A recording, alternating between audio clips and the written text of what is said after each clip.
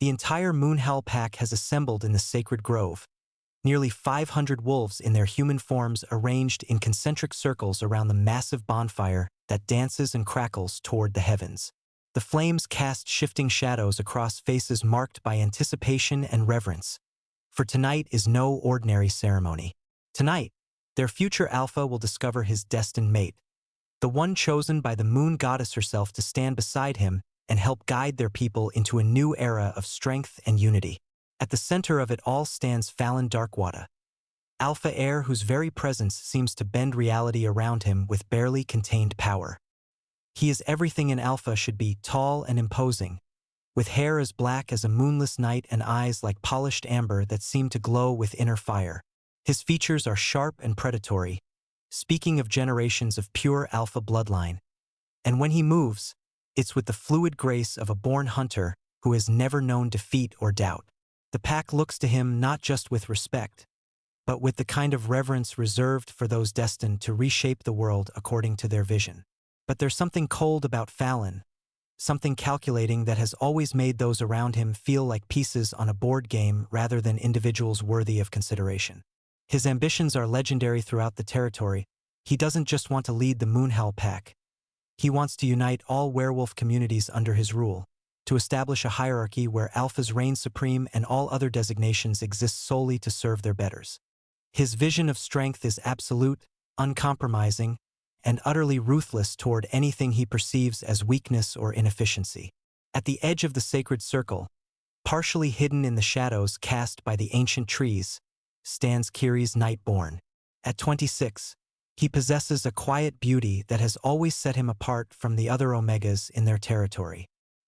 His hair is the color of starlight on snow, so pale it seems to glow with its own ethereal radiance, and his eyes are the deep purple of twilight skies, calm and thoughtful and utterly without fear. But what truly makes him remarkable isn't his unusual appearance. It's the gift that has marked him as special since childhood. Kiri's is what the old texts call a fractured vessel, an Omega whose transformation abilities are incomplete, leaving him unable to achieve full wolf form but granting him something far rarer: the ability to sense and share emotions across the pack bond, to heal psychological wounds that conventional medicine cannot touch, and to serve as a bridge between the conscious and unconscious minds of his packmates. It's a gift that should make him invaluable, but in a pack that values physical strength above all else, it has instead made him an object of both fascination and subtle disdain. The pack elder raises his gnarled staff, and the assembled wolves fall into expectant silence.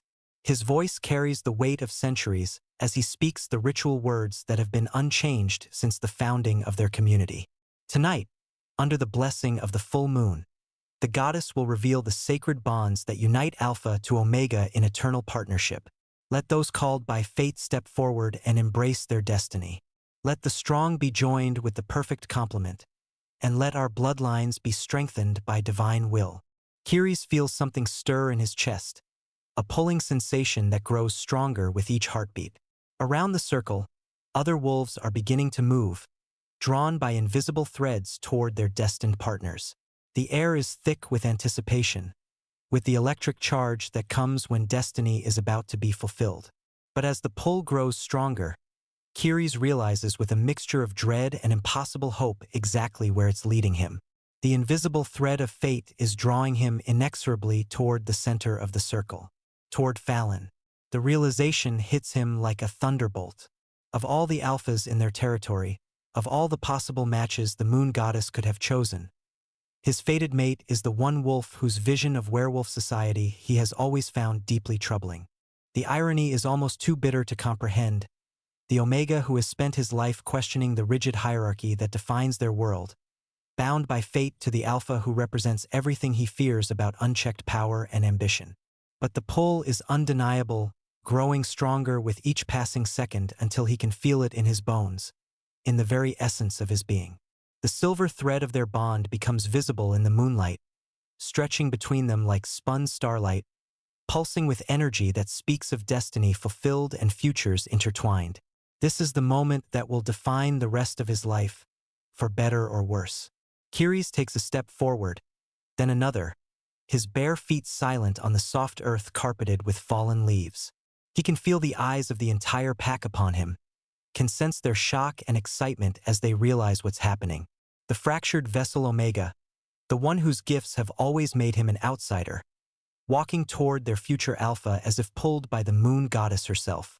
Fallon's eyes find his across the fire, and for a moment, Kiri sees something flicker in those amber depths, calculation rather than joy, assessment rather than wonder. The alpha's gaze travels over him with the cold efficiency of someone evaluating a potential asset, taking in his pale hair, his twilight eyes, the unconscious grace with which he moves. But there's no warmth in that examination, no recognition of him as anything more than a particularly useful acquisition.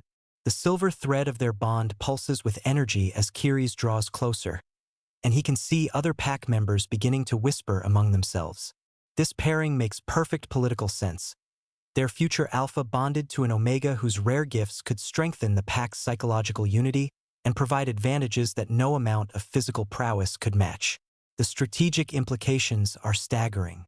But as Kiri's reaches the edge of the inner circle, as he prepares to step forward and accept whatever fate the moon goddess has decreed, Fallon does something that sends shockwaves through the assembled pack and changes the course of both their lives forever. He laughs. It's not a sound of joy or wonder or even nervous excitement. It's a cold, calculating sound that speaks of amusement at an elaborate joke that only he understands. The laughter cuts through the sacred silence of the ceremony like a blade, and every wolf present can hear the contempt that underlies it. "This is what fate offers me?" Fallon's voice booms across the grove, loud enough for every pack member to hear clearly. Each word hits Kiri's like a physical blow, more devastating than any wound he's ever suffered. A defective omega who can't even achieve proper transformation? Someone so fundamentally flawed that he exists in a permanent state between human and wolf. The world seems to slow as Kiri's watches Fallon reach up and grasp the silver thread that connects them. His face is hard with disgust, as if the very sight of their bond is personally offensive to him. But it's what he says next that truly destroys everything Kiri's thought he knew about his place in the world. "I will not bind myself to weakness," Fallon declares, his voice carrying the absolute authority of someone who has never been denied anything he truly wanted. "I will not allow my bloodline to be contaminated by genetic failure. This omega is useless to me, useless to the pack, and useless to the future we're building."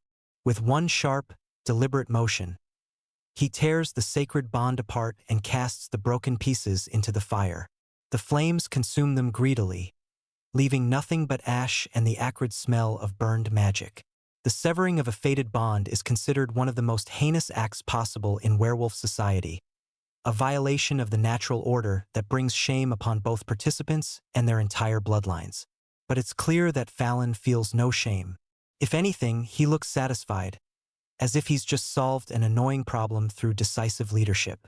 The pain that follows is unlike anything Kiri's has ever experienced. It's not just the physical agony of having half his soul torn away, though that's certainly part of it. The severed bond leaves him feeling fundamentally wrong, as if some essential part of his being has been ripped out and discarded like refuse. But worse than even the spiritual devastation is the humiliation, the knowledge that his deepest inadequacies have been exposed before the entire pack.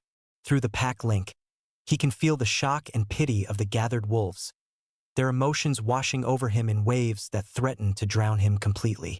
Some whisper among themselves, others stare openly at his shame. A few of the younger alphas actually applaud, as if Fallon's rejection is a demonstration of admirable leadership rather than a violation of their most sacred traditions. "The omega presumed beyond his station," someone says, their voice carrying clearly in the stunned silence.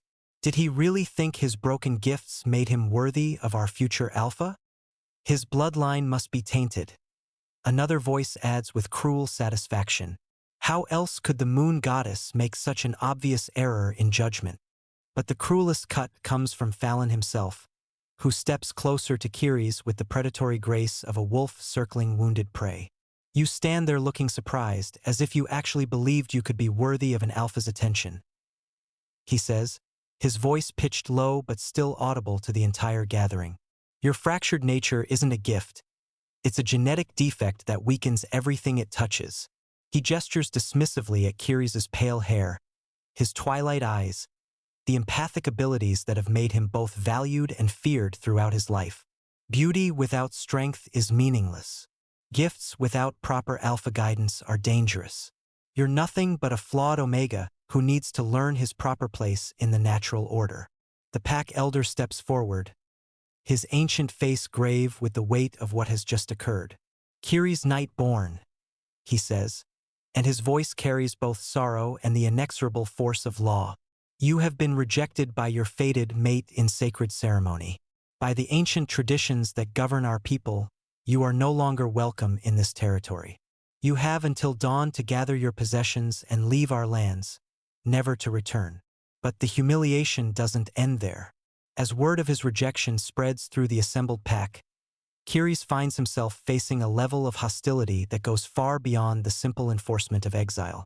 Pack members who have always resented his unusual gifts, his quiet refusal to conform to traditional Omega behaviors, see his rejection as validation of their prejudices. They don't wait for him to leave voluntarily. A group of younger alphas, emboldened by their leader's example and eager to demonstrate their loyalty to Fallon's vision, surround him before he can make his way out of the sacred grove. The first blow catches him across the face, splitting his lip and sending him staggering. The second drives into his ribs, forcing the air from his lungs in a painful gasp. Broken Omega, one of them snarls as he strikes. Think you're special because of your freakish abilities? This is what happens to defects who forget their place. Maybe some pain will teach you humility. Another adds, his fist connecting with Kiri's stomach. Should have learned to bow properly when you had the chance. They don't stop until Kiri's is on his knees, blood running from his nose and mouth, his body screaming with pain from injuries that his incomplete transformation abilities can't properly heal. Through it all, Fallon watches with cold satisfaction, as if Kiri's suffering is exactly what he deserves for the crime of existing in a way that doesn't serve alpha interests. Let this be a lesson to all, Fallon announces as the beating finally ends. This is what happens to those who presume beyond their station. The moon goddess shows her displeasure through my rejection, and justice is served through proper correction of genetic aberrations. By the time Kiri's manages to drag himself away from the sacred grove, his few possessions hastily gathered and stuffed into a travel pack, the sky is already beginning to lighten with the first hints of dawn. His injuries make every step agony, and the spiritual desolation that comes with being cut off from the pack link leaves him feeling more alone than he's ever been in his life. He has nowhere to go. The territory borders are clearly marked, and crossing them means entering the wasteland wildlands where exiled wolves go to die, where the law of pack protection gives way to the brutal reality of survival without community or support. But staying means facing more violence, more systematic destruction of whatever dignity he has left. The choice, such as it is no choice at all. Kiri stumbles through the pre-dawn darkness for hours, following abandoned hunting trails deeper into the wilderness than he has ever been before. The forest grows darker and more twisted as he travels, the trees taking on shapes that seem almost malevolent in the shifting shadows. Strange sounds echo through the canopy, not the familiar calls of pack territory wildlife, but something altogether more sinister.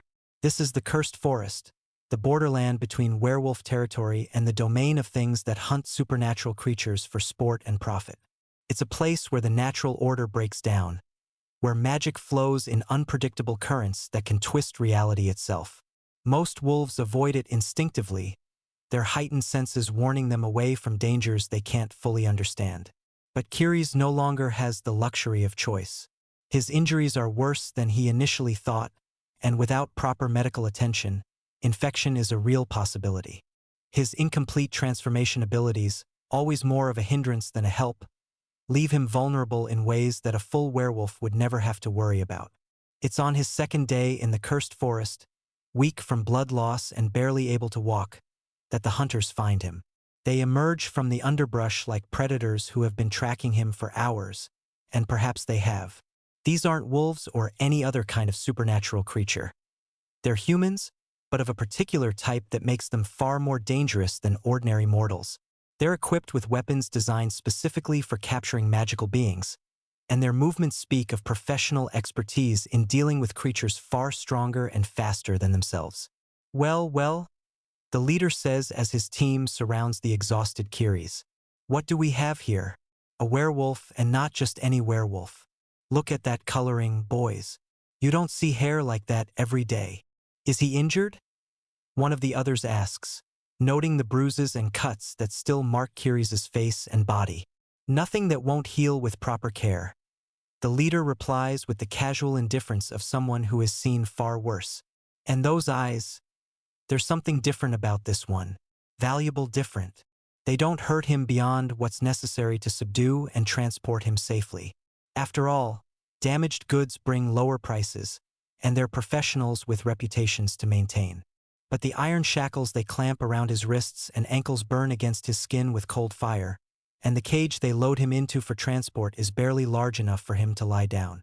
The journey to the market of the Forgotten takes 3 days, 3 days during which Kiris has plenty of time to contemplate how far he has fallen.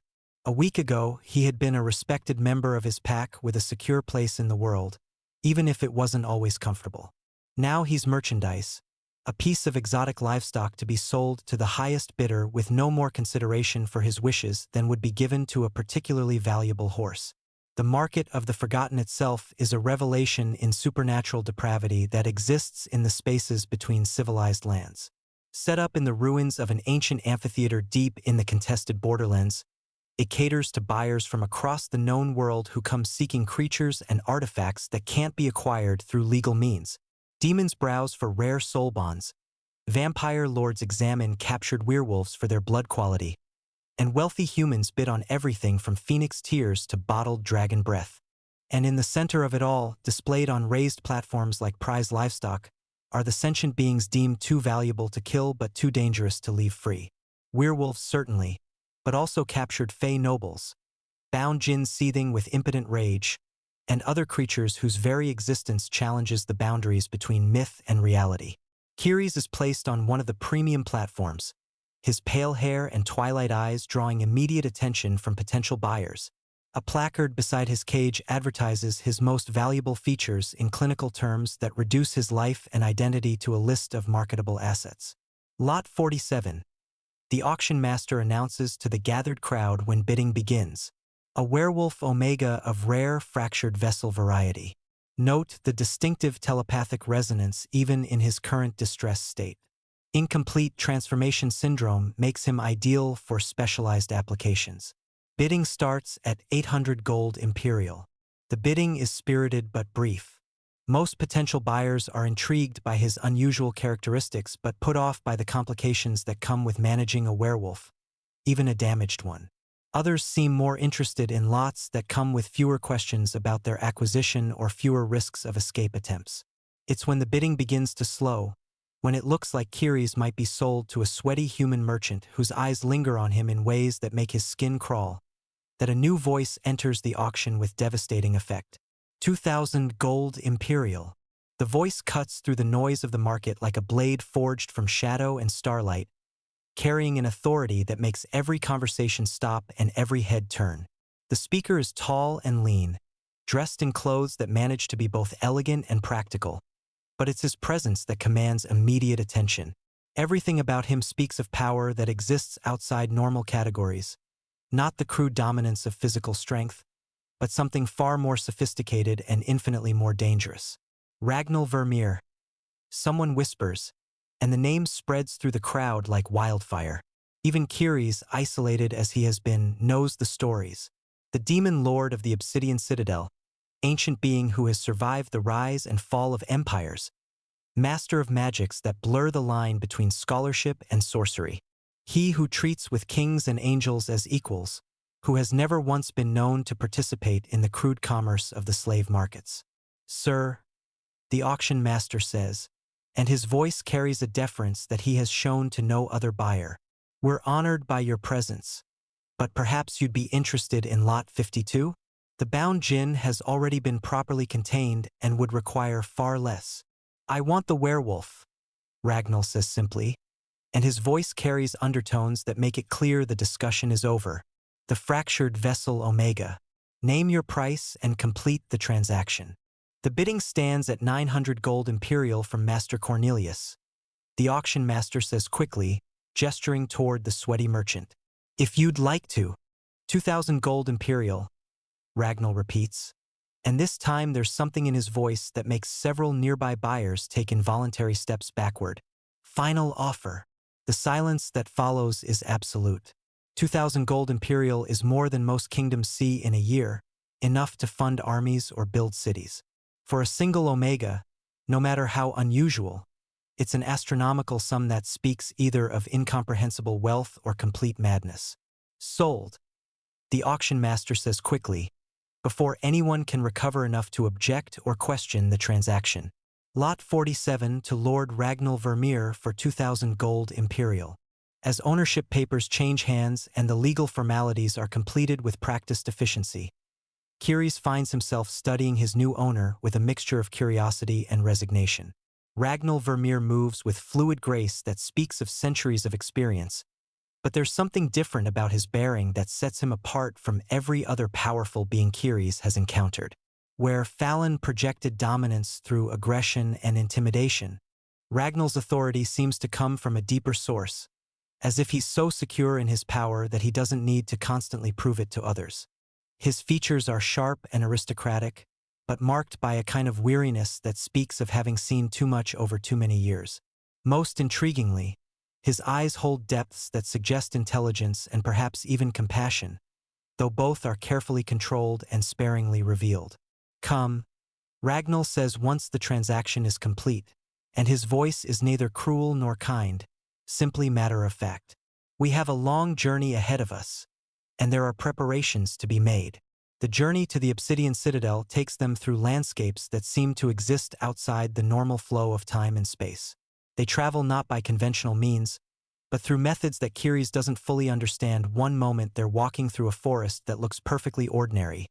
The next they're stepping through what appears to be a doorway carved from crystallized shadow into a realm where the very air hums with ancient power. The threshold paths, Ragnall explains when he notices Kyries' confusion. Spaces that exist between realms, useful for those who prefer their privacy and value efficiency over scenic routes. They don't speak much during the journey, but the silence isn't uncomfortable. Ragnall seems content to travel without conversation, occasionally pausing to examine something that Kyries can't see or to make subtle adjustments to their path for reasons that aren't immediately apparent. For his part, Kyries is still too shocked by the rapid transformation of his circumstances to engage in casual conversation with the being who now, legally and practically, owns him. But as they travel, Kyries begins to notice things about his new owner that don't fit the stories he's heard about demon lords. Ragnall moves through the otherworldly landscapes with practiced ease, but he also shows a consideration for the environment that speaks of genuine respect rather than mere utilitarian knowledge. When they stop to rest, he shares his food without being asked and ensures that Kyries has adequate shelter without making a performance of his generosity. Most surprisingly, he makes no attempt to assert dominance in the ways that every other powerful being in Kyries' experience has done. There are no threats, no demonstrations of superior strength, no casual cruelties designed to establish the hierarchy between master and property. Ragnall treats him with the same neutral courtesy he might show to a traveling companion, and somehow that's more unsettling than outright hostility would be. "You're wondering why I bought you," Ragnall says on their second day of travel, speaking for the first time since they left the market. "The thought had occurred to me," Kyries replies carefully. He has learned to be cautious with his words around those who hold power over him, but something about Ragnall's demeanor suggests that honesty might be both safer and more valued than obsequious flattery. "I collect rare things," Ragnall says simply, his voice carrying the same neutral tone he's maintained throughout their journey. "Artifacts, knowledge, creatures with unusual properties. Your particular combination of characteristics intrigued me. Fractured vessel werewolves are extraordinarily uncommon, and the telepathic residue from your severed bond adds an additional layer of complexity." "Telepathic residue," Kyries repeats, uncertain whether to feel insulted or merely curious about this clinical description of his trauma. "The mark left by a fated bond that's been forcibly severed," Ragnall explains, and for the first time, there's something approaching warmth in his voice. It creates unique resonance patterns in the psychic spectrum, often accompanied by enhanced empathic abilities and occasional prophetic insights.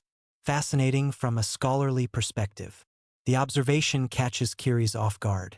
In all the chaos of recent events, he hasn't had time to consider what the bond's severing might have done to his already unusual abilities. He has simply been trying to survive from one moment to the next without thought for anything beyond immediate necessity. What happens now? He asks, because the question has been burning in his mind since the moment Ragnall's bid was accepted. Now you serve, Ragnall says matter-of-factly. I have need of an assistant, someone to help manage my research and tend to the various projects under my supervision. Your empathic abilities and intuitive understanding of magical resonance make you well suited for such work. And if I refuse? Then you're free to leave, Ragnall says, and his tone suggests he means it. I have no interest in keeping unwilling servants. But consider your alternatives carefully. The threshold paths are dangerous for those who don't understand them, and your former pack has made their position regarding your continued existence quite clear. It's not really a choice, and they both understand that.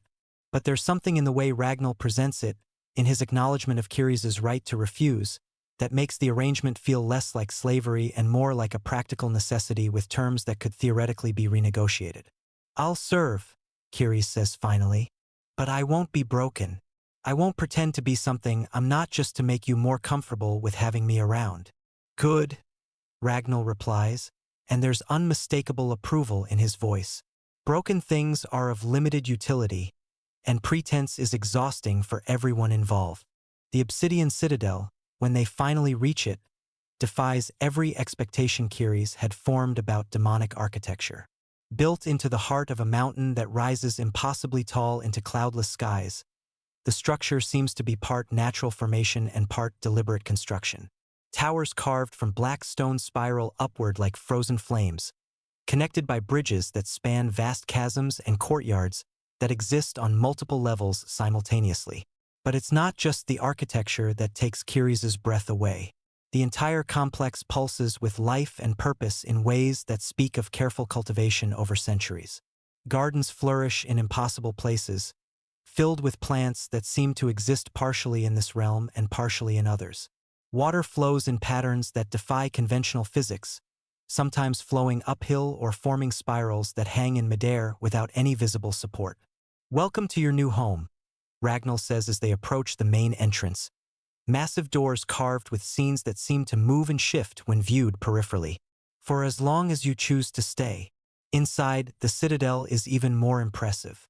The halls are vast but warm, filled with tapestries and artwork that speak of cultures from across multiple realms and several different ages of the world. Libraries stretch beyond the limits of vision, their shelves lined with books and scrolls in languages that Kiri's doesn't recognize. Workshops and laboratories fill entire wings, devoted to pursuits that blur the boundaries between magic, science, and art. But most remarkable of all are the other inhabitants. Kiri's expected to find a household of demons, or perhaps human servants kept in various states of servitude. Instead, he encounters a diverse collection of beings that seem to have found refuge here, scholars pursuing research that wouldn't be welcome in conventional institutions, artists working on projects that challenge the boundaries of their respective mediums, refugees from conflicts that span multiple realms. Your quarters are in the eastern wing, Ragnall says, leading him through corridors lined with paintings that definitely move when he's not looking directly at them. A bedroom, a study, and access to the common areas. Simple but adequate for your needs. The rooms are anything but simple. The bedroom is larger than any space Kiri's has ever had to himself, with a bed that looks like it could accommodate several people and windows that offer breathtaking views of landscapes that probably exist in other realms entirely. The study contains a desk, bookshelves, and writing materials that look expensive enough to feed his entire former pack for months. This is too much, Kiri says, overwhelmed by the luxury after days of traveling rough and weeks of uncertainty. It's adequate, Ragnall replies dismissively. You'll find clothes in the wardrobe, and meals are served in the main hall when you're hungry. Your duties will begin tomorrow. What exactly will my duties involve? Kiris asks as Ragnall prepares to leave. Research assistance, primarily. I maintain extensive collections that require constant organization and analysis. Your empathic abilities should prove useful in understanding the emotional resonances of various artifacts and texts. Ragnall pauses at the door. There are also other residents here who could benefit from your particular gifts, beings who have suffered traumas that conventional healing cannot address. And the telepathic residue you mentioned? Ragnall turns back, that enigmatic expression playing at his lips. That remains to be explored. Severed fated bonds leave unique psychic signatures that can manifest in unexpected ways. You may find yourself experiencing dreams, visions, or empathic connections that extend far beyond normal werewolf abilities. Left alone in his new quarters, Kiris takes stock of his situation with the careful assessment that has become second nature since his exile. 2 weeks ago, he had been a respected member of his pack with a secure place in the world, even if it wasn't always comfortable. 1 week ago, he had been a broken exile with no hope and no future. Now he's the property of a demon lord, living in luxury he never could have imagined, with work that sounds genuinely interesting and challenging. It should feel like a dramatic improvement, and in many ways it does. But there's also an undercurrent of uncertainty that he can't quite shake. Ragnall has been nothing but courteous, even considerate in his own distant way, but he's still a demon, a being whose very nature exists outside the moral frameworks that govern most other creatures. Can he really trust someone whose motivations are so fundamentally alien to his own understanding of right and wrong? The answer begins to emerge over the following days as Kiris settles into his new life and starts to understand what Ragnall has created within the Obsidian Citadel. The work is every bit as engaging as promised, ancient texts filled with wisdom that spans multiple ages, magical artifacts that respond to his touch in ways that surprise even Ragnall, research projects that push the boundaries of what's possible when different forms of knowledge are combined thoughtfully. But more than the work itself, it's the environment that begins to change Kiris' perspective on his situation. The other residents of the Citadel aren't servants or prisoners. They're colleagues, collaborators, fellow refugees who have found in this place something they couldn't locate anywhere else in their respective worlds. They treat him not as Ragnall's property, but as a new member of their unusual community. There's Marcus, a human scholar who fled his homeland after discovering magical principles that his people considered heretical.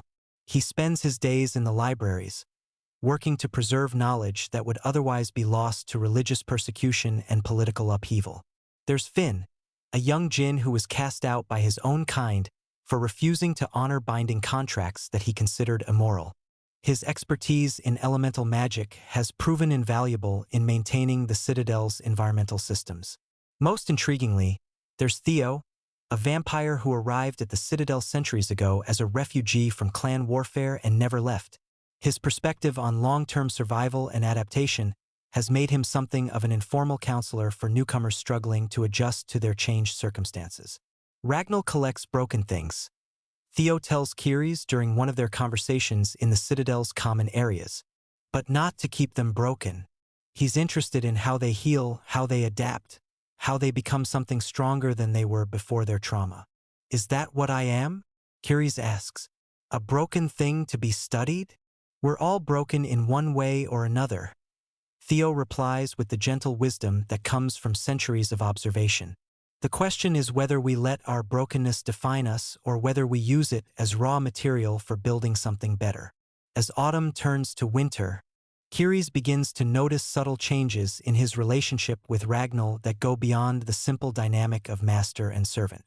The demon lord spends increasing amounts of time in his company, ostensibly to monitor his progress with various research projects, but gradually extending into conversations that range far beyond purely professional concerns. They discuss philosophy while cataloging ancient artifacts, debate the ethics of magic while translating texts in long-dead languages, share stories of their respective pasts while working side by side in comfortable silence. Kiris discovers that Ragnall possesses not just vast intelligence but genuine wisdom, the kind of deep understanding that can only come from experiencing both triumph and loss across the span of centuries. You don't seem like the demons from the old stories. Kyries tells him one evening as they work together in Ragnall's private study, organizing a collection of soul crystals that date back to the Second Age. What did the old stories say about demons? Ragnall asks without looking up from his cataloging. That they were cruel and manipulative, obsessed with corrupting innocence and collecting souls for dark purposes. That they saw other beings as either threats to be eliminated or resources to be exploited. Some are, Ragnall says matter-of-factly, his hands steady as he handles crystals that glow with inner light. Some still are, undoubtedly, but like any species, we're not all identical in our motivations or methods. My interest has always been in understanding rather than dominating, in preserving rather than destroying. Is that why you created this place? To preserve things? Partly. Ragnall sets down the crystal he's been examining and looks directly at Kyries. I've lived through 4 ages of the world, seen civilizations rise and fall, watched entire species disappear into extinction. Someone needs to remember, to keep the knowledge and beauty alive for whatever comes next. That sounds lonely, Kyries observes, and there's genuine sympathy in his voice. It has been, Ragnall admits, and there's something vulnerable in his admission that makes Kyries look at him more closely. Until recently, the words hang in the air between them, carrying implications that neither is quite ready to address directly. But the moment marks a shift in their relationship, a recognition that what's growing between them goes beyond the arrangement of master and servant that brought them together.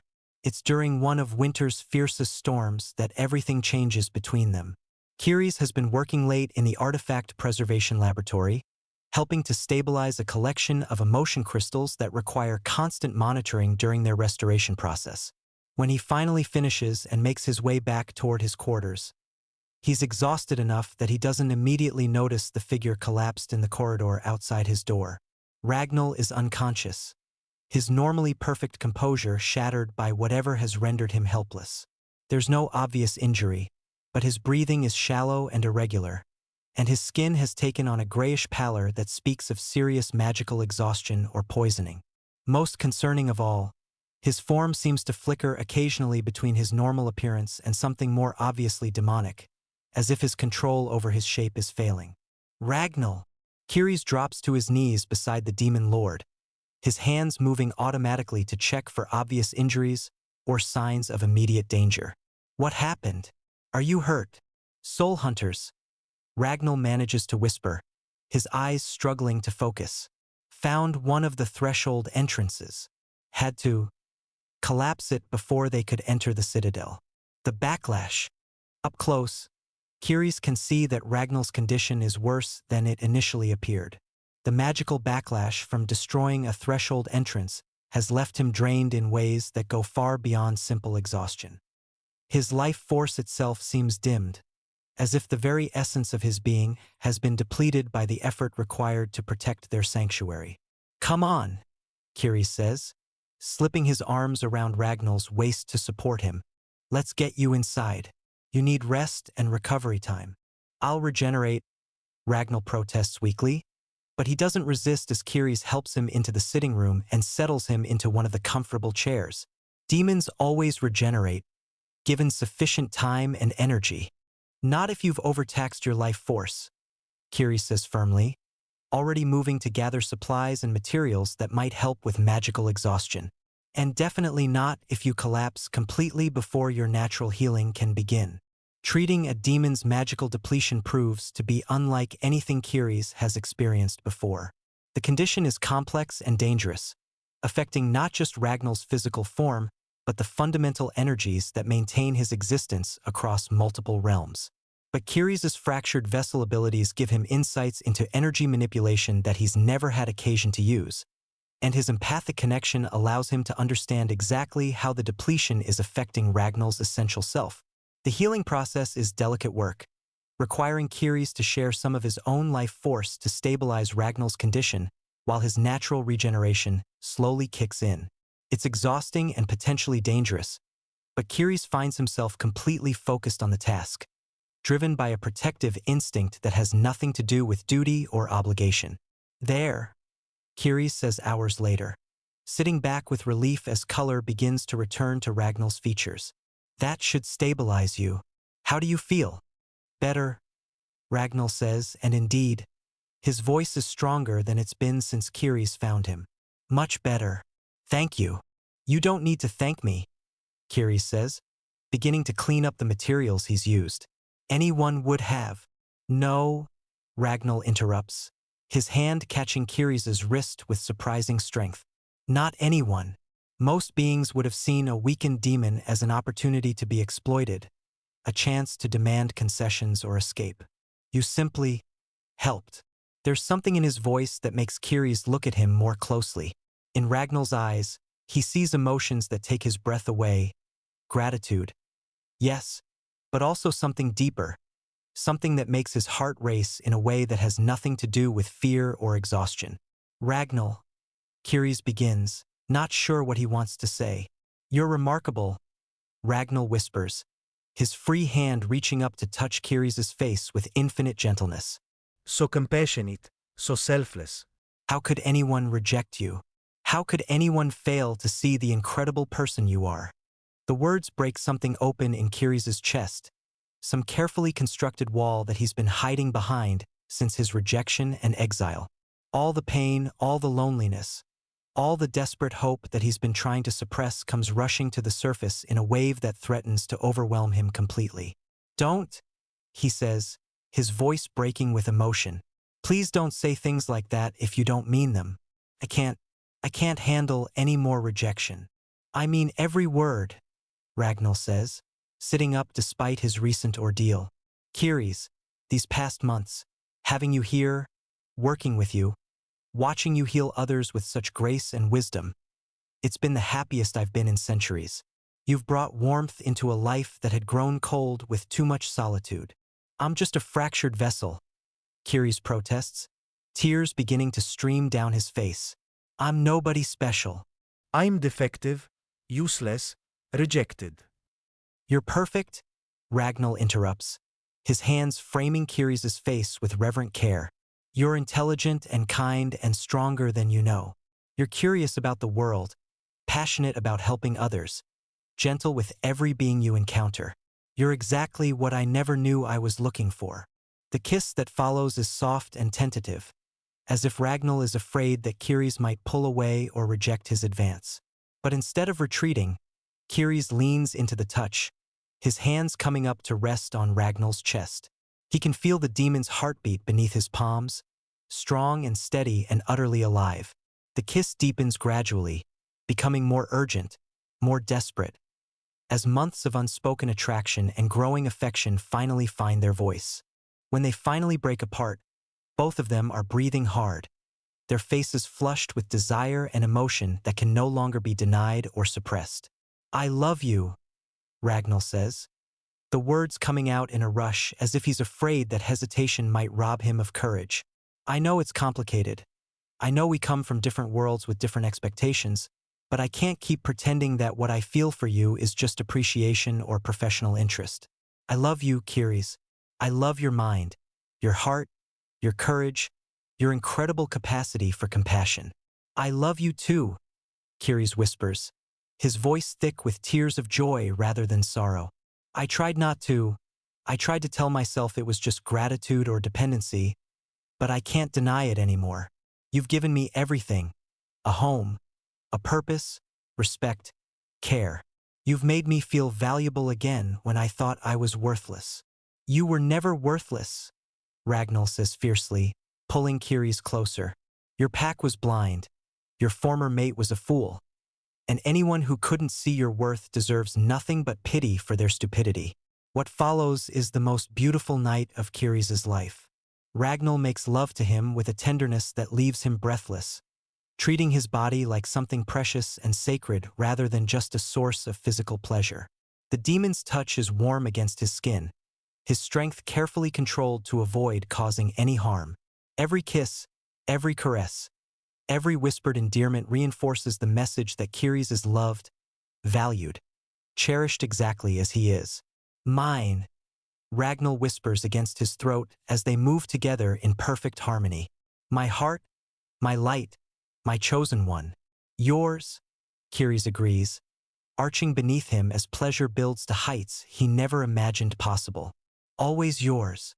In the morning, Kyries wakes in Ragnall's arms, feeling more complete than he ever has before. This isn't the desperate pull of a fated bond imposed by external forces, but something he has chosen freely, something that belongs to him and Ragnall alone. No regrets, Ragnall asks, his fingers tracing lazy patterns on Kyries' bare skin. None, Kyries says, meaning it completely. Only wonder that it took us so long to get here. I wanted to be sure, Ragnall admits, pressing a gentle kiss to his temple. You'd been hurt so badly. I didn't want to pressure you into anything you weren't ready for. And now I want to spend every remaining day of my very long life showing you how much you mean to me. Their relationship transforms from that point forward, but it's a gradual evolution rather than a sudden change. They're still researcher and assistant during working hours, but in private, they're lovers and partners. Ragnall shows Kyries wonders he had never imagined, hidden chambers filled with treasures from across the ages, magical techniques that blur the line between art and sorcery, knowledge that has been preserved from civilizations that fell before recorded history began. But more than the material wonders, Ragnall shows Kyries that he is worthy of love exactly as he is, not stronger, not different, not improved or fixed in any way, just himself with all his supposed flaws and fractured abilities intact. Spring brings new challenges and unexpected developments to their relationship. Kyries' empathic abilities, enhanced by the telepathic residue from his severed bond, begin to manifest in ways that surprise them both. He starts experiencing what Ragnall calls sympathy dreams, visions that allow him to see and feel events happening to others across vast distances. At first, these dreams seem random and meaningless, fragments of other people's experiences that have no obvious connection to his own life. But gradually a pattern emerges. Many of the dreams feature children in distress, young beings who are suffering from trauma, abuse, or abandonment. It's like I'm being called to help them, Kyries tells Ragnall as they discuss the phenomenon. As if my broken bond is somehow connecting me to others who are experiencing rejection or abandonment. That's not uncommon for fractured vessels, Ragnall explains, his scholarly interest clearly engaged. Your empathic abilities are no longer constrained by pack bonds, which means they can extend across species and distance barriers in ways that normal werewolf empathy cannot. The first time Kyries acts on one of these dreams, it's almost by accident. A vision of a child which being hunted by religious zealots is so vivid and urgent that he wakes in terror, convinced that he's witnessed an actual event rather than just a dream. When he describes the vision to Ragnall, the demon lord confirms that such persecution is indeed happening in the human kingdoms to the south. We have to help, Kyries says, and there's no question in his voice. I can feel the child's fear, his desperation. He's going to die if no one intervenes. The southern kingdoms are outside my normal area of influence, Ragnall warns. Intervening directly could create political complications that extend far beyond saving one child. Then we'll find another way, Kyries insists. There has to be something we can do. The rescue mission they mount is unlike anything the Obsidian Citadel has ever undertaken. Using Ragnall's knowledge of threshold paths and Kyries' empathic connection to the child, they manage to extract the young witch from his pursuers and bring him to safety. The boy, who gives his name as Oliver, is perhaps 10 years old, traumatized by weeks of running and hiding but alive and largely unharmed. You're safe now, Kyries tells him as they settle him into guest quarters that have been hastily prepared. No one here will hurt you because of what you are. Are you sure? Oliver asks, his young voice thick with the kind of fear that comes from being hunted by those who should have protected him. They said I was evil, that my magic came from demons. Magic isn't evil, Ragnall says gently, kneeling down to the child's level. It's a tool like a knife or a hammer. What matters is how you choose to use it. Can you teach me? Oliver asks, hope beginning to replace fear in his expression. Can you teach me to use it properly? Looking at this frightened child who has been rejected by his own kind for possessing abilities he doesn't understand, Kyries feels something shift inside him. For the first time since his own rejection and exile, he has a sense of purpose that goes beyond his own healing and happiness. Yes, he says, and the word carries the weight of a vow. We can teach you, all of us together. Over the following months, Oliver becomes not just a resident of the Citadel but a beloved member of their unconventional family. Kyries takes primary responsibility for his care and education, but everyone in the community contributes to raising him. Marcus teaches him to read and write in multiple languages. Finn shows him the basics of elemental magic, and Theo helps him understand the history and culture of the supernatural world. Most importantly, Ragnall serves as a father figure, providing the kind of steady, patient guidance that the boy has never known. Watching the demon lord interact with Oliver, Kyries sees a side of Ragnall that few others have ever witnessed: tender, protective, utterly devoted to ensuring that the child grows up feeling loved and valued. You're a natural father, Kyries tells Ragnall one evening as they watch Oliver practice his magic in the Citadel's gardens, his young face bright with concentration and joy. I've had centuries to think about what kind of parent I might want to be, Ragnall replies, his arm tightening around Kyries' waist, though I never imagined I'd have the opportunity to find out. Do you think we could make this official somehow? Adopt him formally? I think, Ragnall says carefully, that he's already ours in every way that matters. Legal formalities are just paperwork. But their peaceful existence is shattered one spring morning when unwelcome visitors appear at the Citadel's gates. The magical wards that protect their sanctuary detect the approach of werewolves long before they become visible, and by the time the delegation reaches the main entrance, everyone in the Citadel knows that trouble has arrived. The group that demands entry includes not just members of Kyries' former pack, but representatives from several other werewolf communities. At their head stands Fallon himself, looking every inch the successful alpha he has become in the months since Kyries' exile. His dark hair is longer now, worn in the style of a fully invested pack leader, and his clothes speak of wealth and influence that has grown substantially since their last encounter. But there's something different about his bearing, something that suggests the absolute confidence he once projected has been tempered by experiences that have taught him uncomfortable truths about the limits of his own power. Kyries Nightborn, Fallon says when the delegation is admitted to the Citadel's main hall, and his voice carries the formal tone reserved for the most serious pack business. You stand accused of crimes against werewolf law and the natural order. You have consorted with demons, abandoned your species' obligations, and corrupted an innocent child with unnatural influences. I have done nothing but find a place where I'm valued for who I am rather than condemned for what I'm not, Kyries replies, standing beside Ragnall in the great hall with Oliver close by his side. The boy has grown in the months since his rescue, no longer the terrified child they found but still young enough to need protection from those who would harm him for their own prejudices. The child is human, declares one of the pack elders, a woman whose face is hard with righteous certainty. He should be raised among his own kind, not corrupted by demonic influences and unnatural magic. He was being hunted by his own kind, Ragnall says, his voice carrying undertones of power that make the very air around them tremble. They wanted to kill him for the crime of possessing abilities he was born with. How exactly does that represent superior care?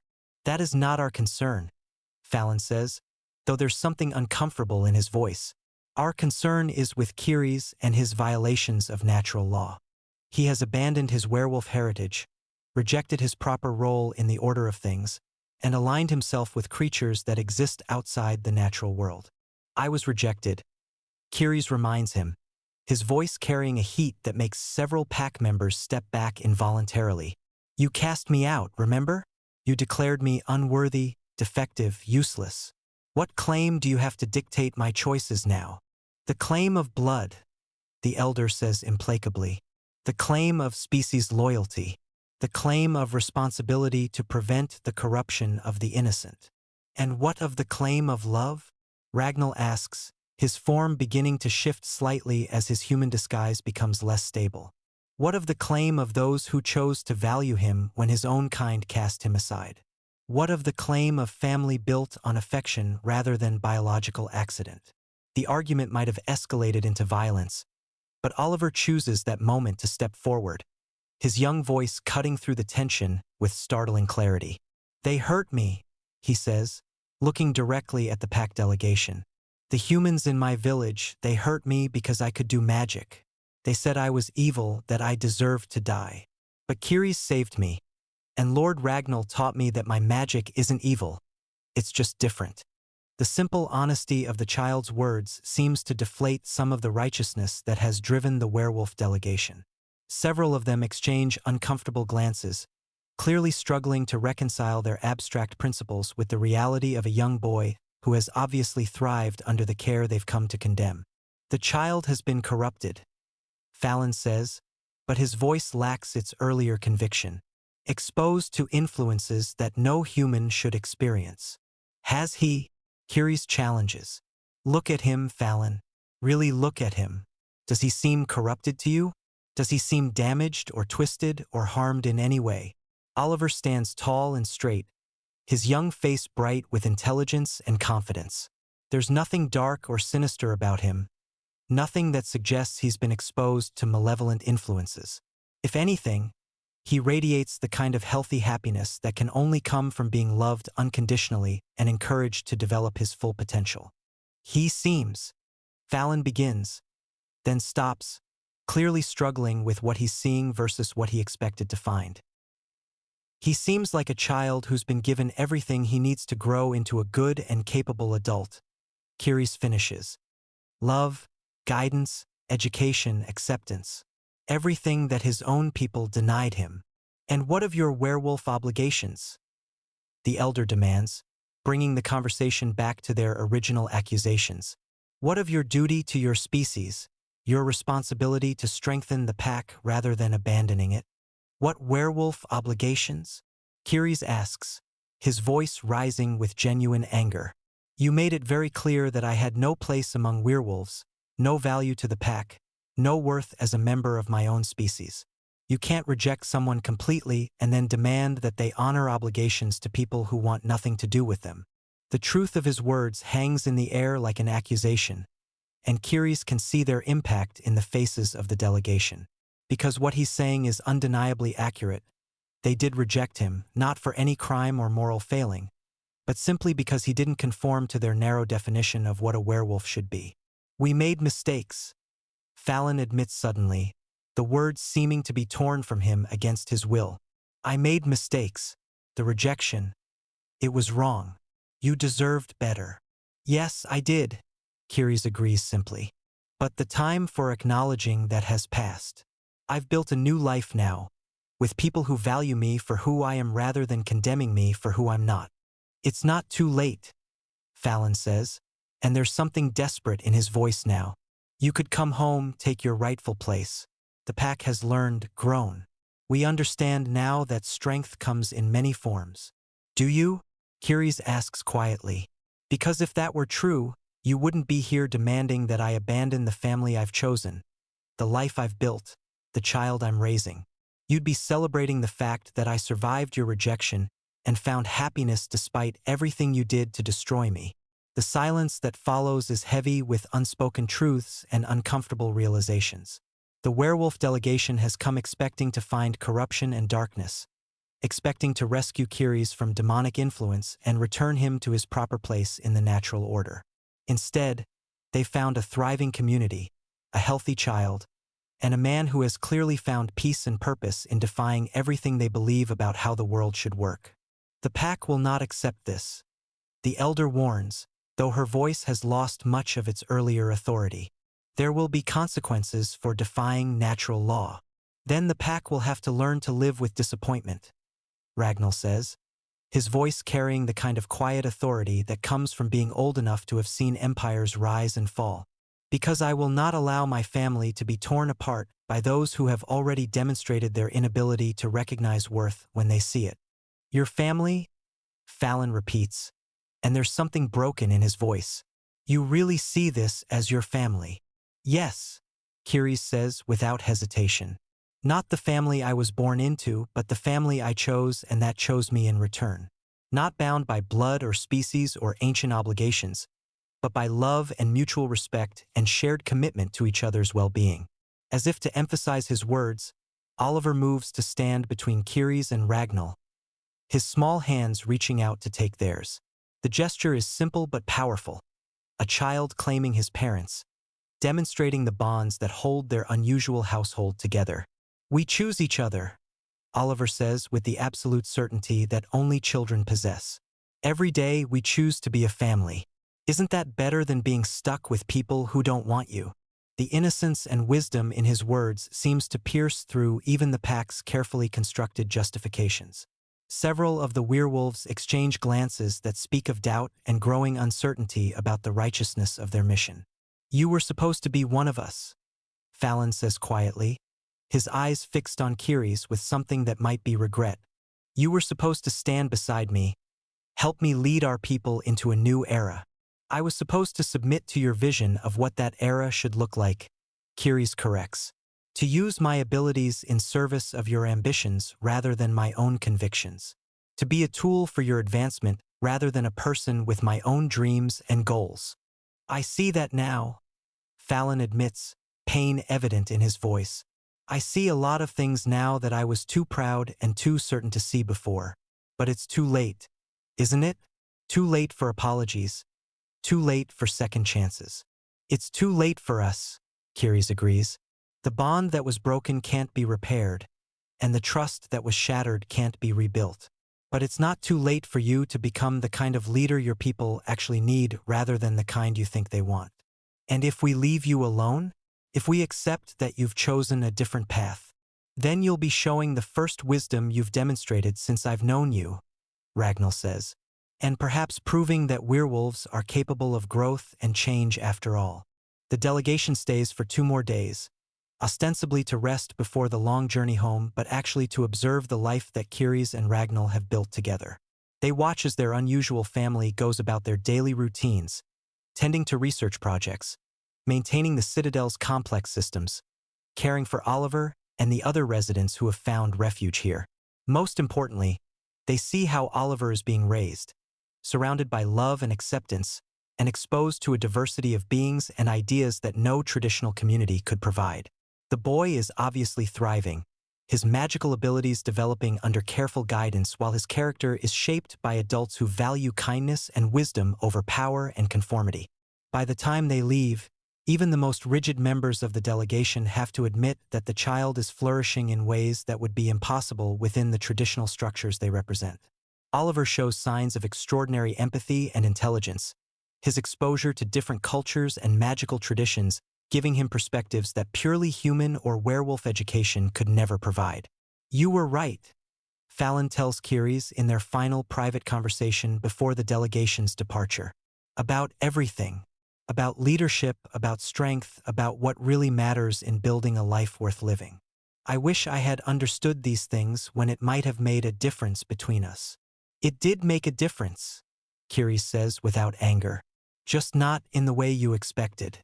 Your rejection forced me to discover my own strength, to find out what I was truly capable of when I stopped trying to fit into other people's expectations. In a strange way, I owe you a debt of gratitude."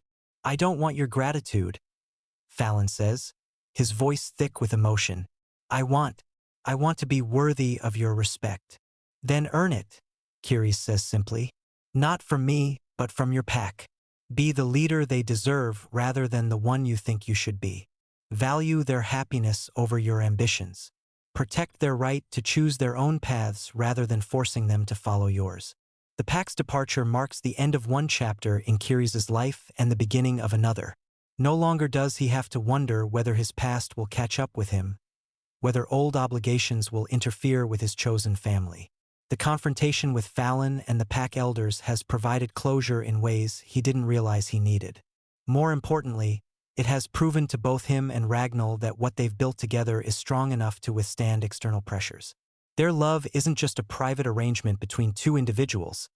It's the foundation of a new kind of family and community, one that could serve as a model for others who find themselves outside traditional categories. Over the following year, word of their successful resistance to pack authority spreads throughout the supernatural community. Other mixed relationships begin to seek them out, looking for advice on how to navigate the complex social and legal challenges that come with love that crosses species lines. The Obsidian Citadel gradually becomes not just a sanctuary for scholars and refugees, but a refuge for unconventional families seeking acceptance and support. Kiris finds himself taking on the role of counselor and advocate, using his own experiences to help others who face rejection and exile.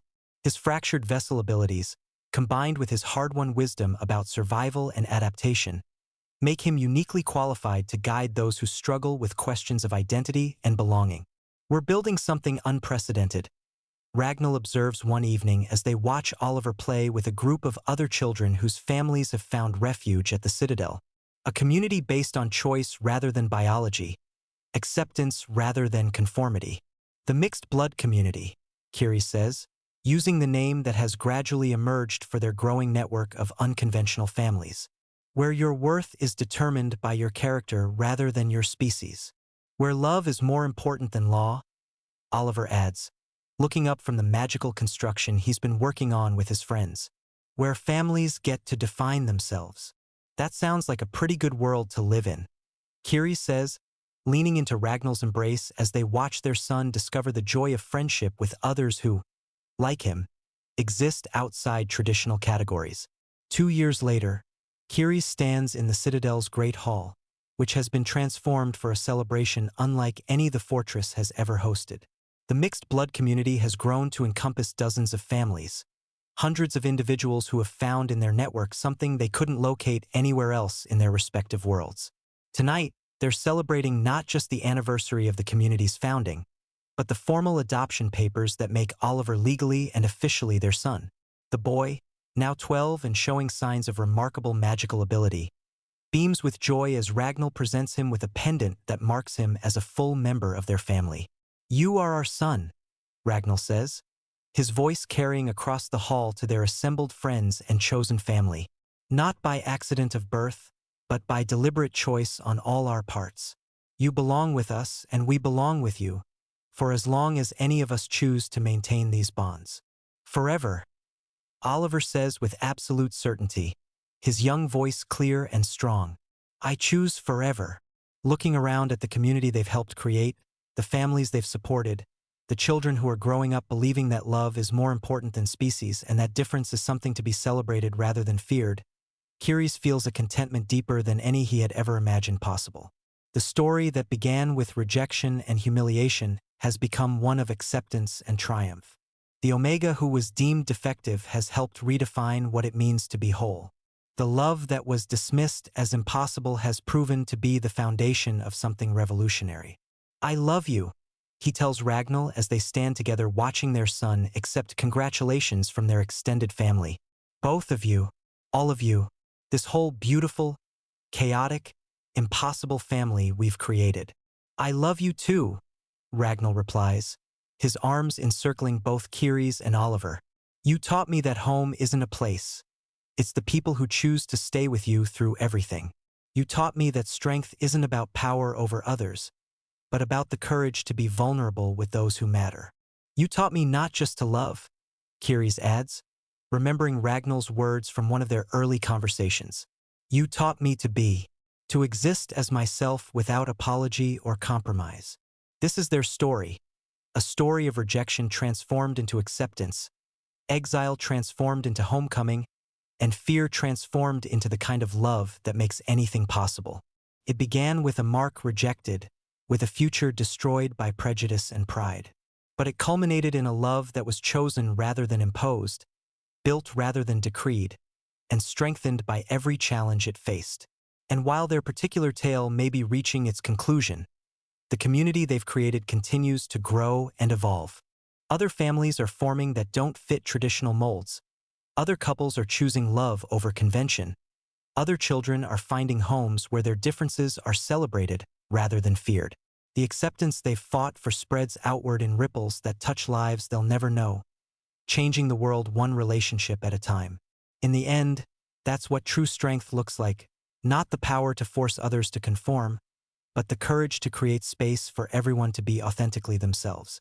It's the recognition that love comes in many forms, that families can be built as well as born, and that the greatest victories are won not through conquest but through acceptance. This is the legacy of the fractured vessel Omega, the ancient demon lord, and the rescued child who became their heart, a legacy of chosen love, deliberate family, and the revolutionary idea that being different isn't just acceptable, it's beautiful. They proved that sometimes the greatest gifts come disguised as curses, and that the love worth having is always the love worth fighting for.